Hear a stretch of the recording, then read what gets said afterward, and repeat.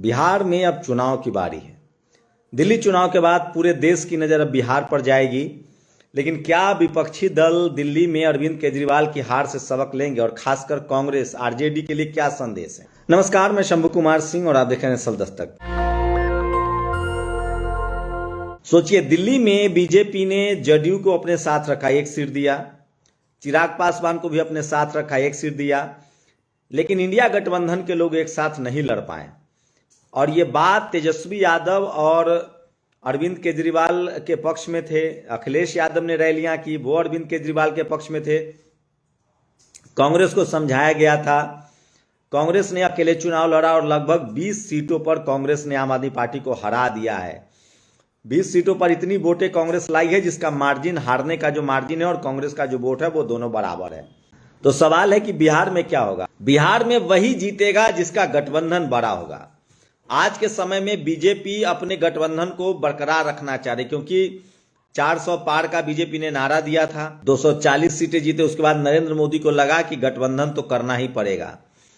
इसलिए सोचिए किस तरह से ये साफ हो गया है कि बिहार में अगर बीजेपी को हराना है तो कांग्रेस और तेजस्वी यादव का गठबंधन के साथ साथ मुकेश सहनी हो और बीएसपी और आजाद समाज पार्टी में से एक पार्टी को अपने गठबंधन में रखना पड़ेगा। तब जाकर आप बिहार में बीजेपी को हरा सकते हैं, क्योंकि वहां नीतीश कुमार गठबंधन में है, मांझी गठबंधन में है, चिराग पासवान गठबंधन में और बीजेपी है। बीजेपी के पास किस तरह के वोट है सो समझिए।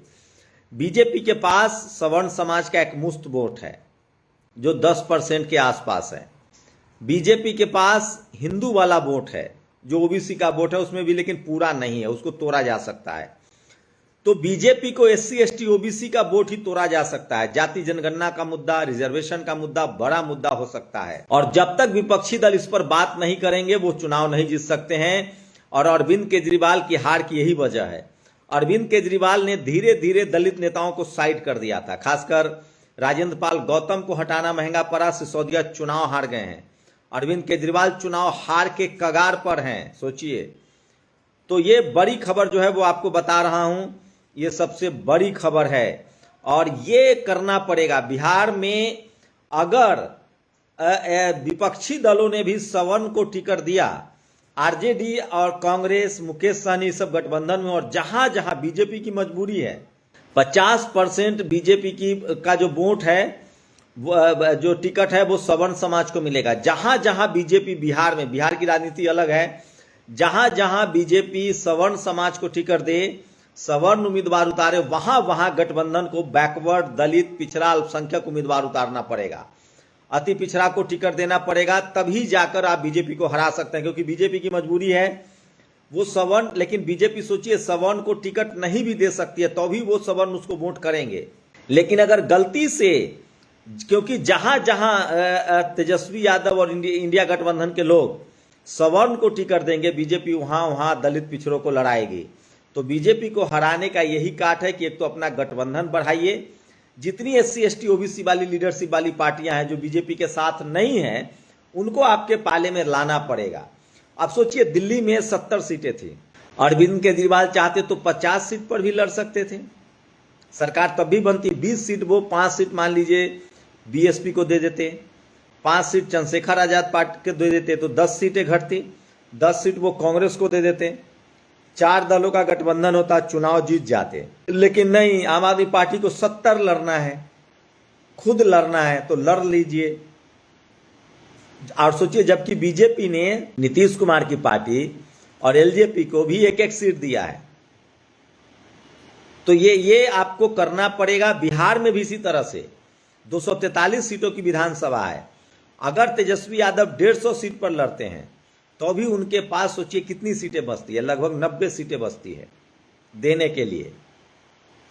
अगर 150 पर भी लड़ते हैं और 90 सीटें वो गठबंधन को देते हैं, 50 सीट वो कांग्रेस को दें, उसके बाद भी उनके पास 40 सीटें बचती है। तो 10 सीट मुकेश सहनी, 10 सीट आपको बता दें, 150 सीटों में कुछ समाजवादी पार्टी को भी 2-4 उनको देना चाहिए। उसके बाद 10 सीटें वो चंद्रशेखर आजाद को दे सकते हैं, 10 सीट बीएसपी को दे सकते हैं, 20 सीट हुआ, 20 सीट वो मुकेश सहनी को दे सकते हैं। इस तरह से गठबंधन बड़ा करना पड़ेगा। ईमान और दिल जो है वो बड़ा करना पड़ेगा, तब जाकर वो बिहार में बीजेपी को हरा सकते हैं। और बीजेपी के लिए वहां मुश्किल ये हो जाएगी कि उसका अपना मुख्यमंत्री तो नहीं होगा, मुख्यमंत्री की चाबी नीतीश जी के हाथ में ही रहेगी, क्योंकि नीतीश जी को 100 सीटें देनी पड़ेंगी, 100 सीटों पर बीजेपी लड़ेगी, 100 सीट नीतीश कुमार के पाले में आएंगे। उसके बाद बचेगी 43 सीटें, 43 में 20 कम से कम 25 सीटें चिराग पासवान को देनी पड़ेगी। उसके बाद 15 सीटों में 10 सीटें हो सकता है कि वो मांझी जी को दें और 5 सीट उपेंद्र कुशवाहा को वो देंगे, तो उनके पास ये है। इसका मतलब है कि किसी भी कीमत पर वहां सत्ता की चाबी तो नीतीश कुमार के हाथ में ही रहेगी, लेकिन बीजेपी की वहां प्लानिंग है कि नीतीश कुमार भले 100 सीट लेकर लड़ें, लेकिन अगर चिराग पासवान और बीजेपी आएगी तो चिराग पासवान को मुख्यमंत्री बनाया जा सकता है। 25 सीटें अगर उनको मिलती है, 20 सीटें तो उनको मिलेगी ही, 25 सीटें तो ये है। तो बिहार में अगर बीजेपी को हराना है तो कांग्रेस, आरजेडी और मुकेश सहनी को तो साथ रहना ही पड़ेगा, जैसे रहें।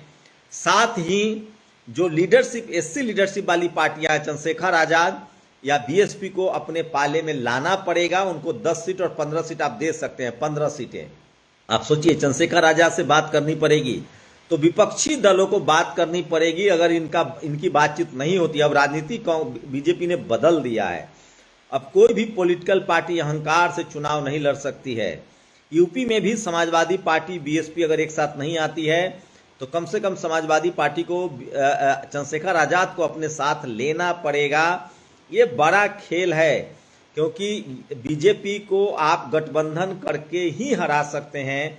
जहां जहां ट्रायंगुलर मुकाबला होगा वहां वहां बीजेपी जीत जाएगी। दिल्ली में लगभग 20 सीटें ऐसी हैं जहां जितना कांग्रेस ने वोट पाया है, वो वोट अगर आम आदमी पार्टी में ऐड ऑन हो जाता तो आम आदमी पार्टी लगभग 40 से 45 सीटें जीत जाती और 10 सीटें कांग्रेस भी जीत सकती थी। इसका मतलब है कि बीजेपी की ताकत गठबंधन है और बीजेपी की ताकत विपक्ष का बिखराव है। बीजेपी का जो वोट परसेंटेज है वो है, विपक्षी वोट जब तक बटेंगे, और ये 2024 में हुआ था। इंडिया गठबंधन में अगर नीतीश कुमार होते, नीतीश कुमार को ममता बनर्जी, अरविंद केजरीवाल, इन सब के बातों पर बाहर न किया जाता तो कांग्रेस को अपना अहंकार छोड़ना पड़ेगा। जैसे हरियाणा इसी वजह से हारे, महाराष्ट्र इसी वजह से हारे हैं। तो बिहार में 2 काम आरजेडी को करना पड़ेगा, विपक्षी गठबंधन को। जहां जहां बीजेपी सवर्ण समाज को टिकट देती है वहां वहां दलित बैकवर्ड को टिकट देना पड़ेगा, 90% वाले लोगों को, क्योंकि बीजेपी यही काम करेगी। अगर गलती से आरजेडी ने, कांग्रेस ने सवर्ण समाज को टिकट दिया, वहां वहां बीजेपी दलित बैकवर्ड उतारेगी और वो चुनाव जीत जाएगी। उससे अच्छा है कि ये जितना पिछड़ा, अति पिछड़ा ओबीसी समाज को, अति पिछड़ा समाज को, अल्पसंख्यक समाज को टिकट दे, तभी बिहार में आप बीजेपी को रोक सकते हैं। ये बड़ा फैक्टर है, क्योंकि बीजेपी की मजबूरी है कि वो कम से कम 50% टिकट तो सवर्ण समाज को देना पड़ेगा, और वो देंगे।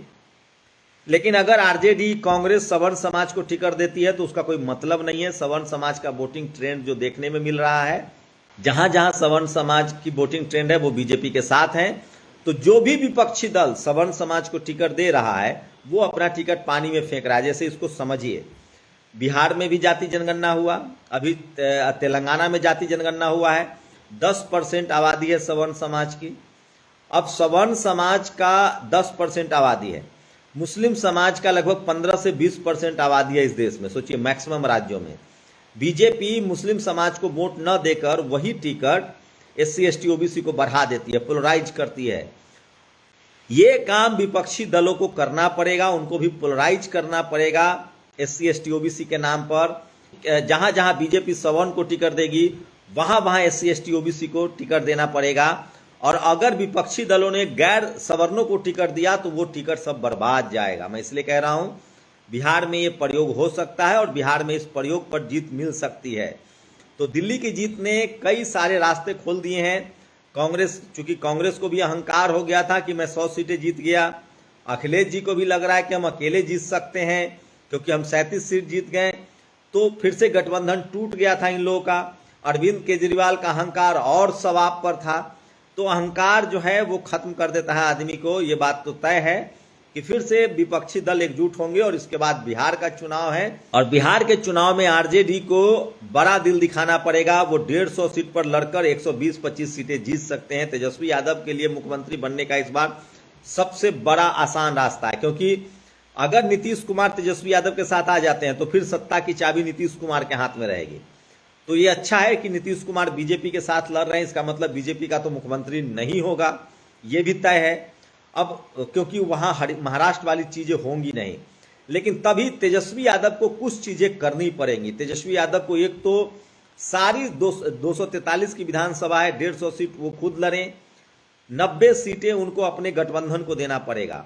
एक तो समाजवादी पार्टी या आजाद समाज पार्टी में से एक पार्टी को उनके अपने पाले में लाना पड़ेगा, एक बात। दूसरी बात, जहां जहां बीजेपी सवर्ण उम्मीदवार उतारे वहां वहां उनको पिछड़ा अति पिछड़ा उम्मीदवार उतारना पड़ेगा।